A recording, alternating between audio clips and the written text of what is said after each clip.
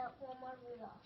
My famous black American was born on June 20, 1940 in Clarksville, Tennessee. Fun fact about Wilma Rudolph.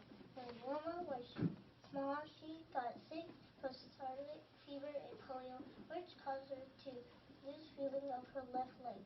Number 2, Wilma has won 3 gold medals from 1960 Olympic Games. Number 3, Wilma became a teacher, track coach, and a TV commentator. Number 4, Wilma passed away on November 12, 1994. Number 5, she created the Wilma Rudolph Fountain to help young athletes. Why is Wilma Rudolph famous?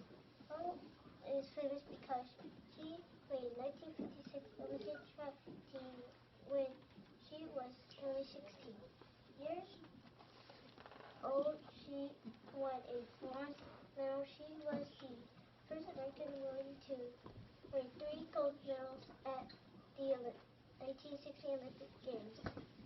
This is a drawing that I drew when she won 3 gold medals in the Olympic Games in 1960. This illustration is found on www.tubblegold.com.